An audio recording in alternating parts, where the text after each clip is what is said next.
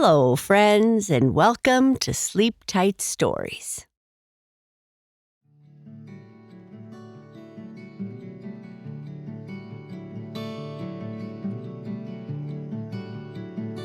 Riley is camping with his mom and dad, and they have decided they are going to sleep out under the stars. Riley is feeling a bit worried about it and thinks maybe sleeping in the tent would be better. The Sky Sailor. But what if it rains? Riley asked for probably the 10th time as Dad unrolled the sleeping bags on the ground next to their tent. "It's not going to rain, little man. Look at that clear sky," Mom said, pointing up. "Perfect night for sleeping under the stars." That's exactly what Riley was worried about. All day, camping had seemed like a great adventure. Building the fire, roasting marshmallows, exploring the woods. That stuff was fun. But now that the sun was actually going down and the stars were starting to pop out one by one, sleeping outside felt big, really big. "We could still sleep in the tent," Riley suggested hopefully. "I mean, we brought it and everything." "Where's your sense of adventure?" Dad grinned, fluffing up Riley's pillow. "When I was your age, I would have given anything to sleep under all those stars." "Yeah, well, when Dad was a kid, there were probably like 5 stars total. Not this crazy light show that kept getting brighter as the sky got darker." "Come on, sweetie," Mom said, already climbing into her sleeping bag. "It'll be magical." Riley wiggled deeper into the sleeping bag and tried not to think about how many stars were up there. Like seriously, how many? 1,000,000? 1,000,000,000? What if one of them just fell? "Mom, are you sure we're supposed to sleep outside?" Riley whispered, even though they'd been planning this camping trip for weeks. Mom's voice was already getting that sleepy, mumbly sound.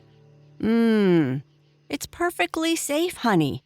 Dad checked the weather and everything." Dad was already making those weird little snoring sounds he always denied making. Great. So much for feeling protected by the grown-ups. Riley stared up at the sky. It was like someone had poked a gazillion tiny holes in a big black blanket and stuck lights behind them. Which was kind of pretty, sure, but also a lot. Back home, you could see maybe a few stars if you really squinted. Here, it was like the whole universe decided to show off at once.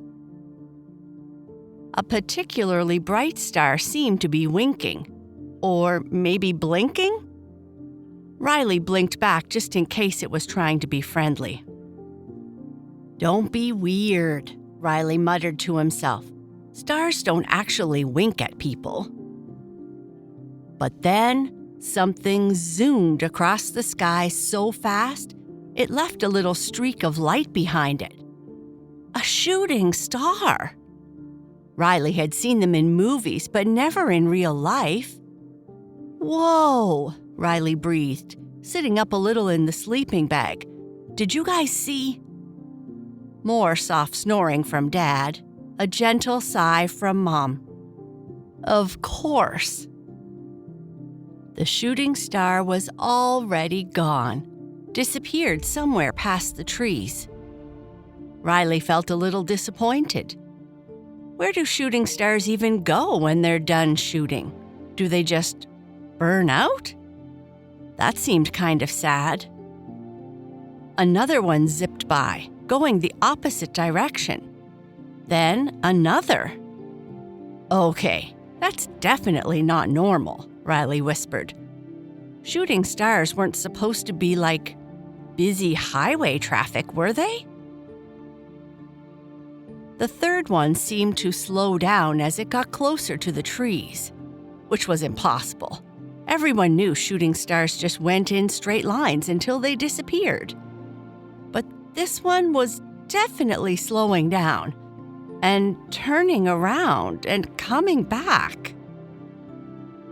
The light bobbed closer, and Riley could see it wasn't a shooting star at all.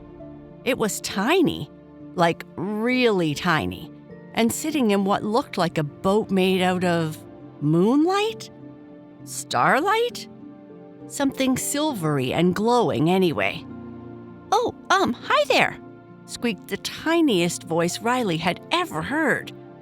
"I don't suppose you've seen the Big Dipper around here somewhere?" Riley's mouth fell open, then snapped shut, then opened again. You can talk?" "Well, of course I can talk. I'm Zip." The little creature stood up in their boat and waved. They had pointy ears and wore what looked like a captain's hat made from a folded star. "I'm a sky sailor, and I'm completely, totally, 100% lost." "But you're flying around up there like you know exactly where you're going," Riley said. "That's the problem." Zip zoomed in a frustrated circle. "I've been zipping all over the place looking for my constellation, you know, where I live. But I'm going so fast I can't actually see anything properly. Every time I think I see the Big Dipper, whoosh, I've already sailed past it."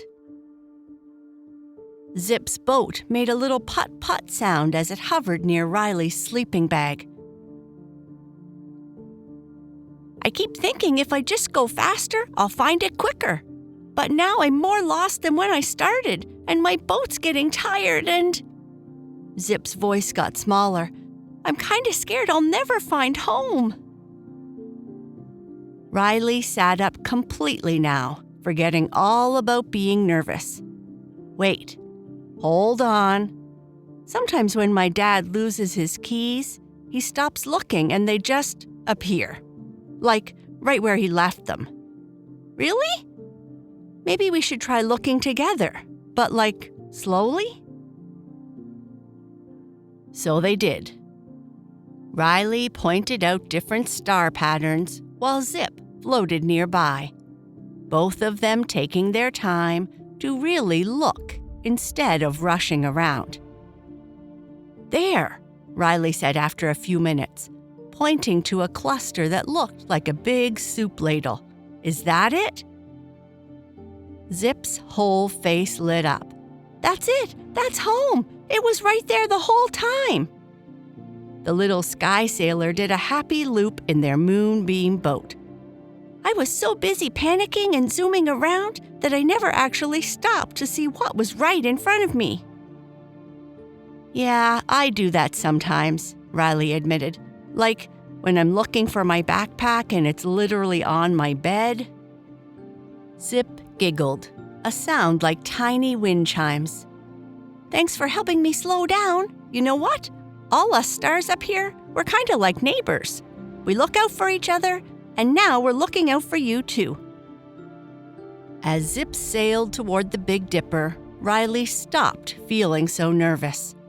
The sky didn't seem so big and scary anymore. It felt more like a neighborhood. A really, really big neighborhood full of friendly lights. When Riley finally drifted off to sleep, he dreamed of tiny boats sailing between the stars and woke up feeling like he'd made a friend who lived just upstairs.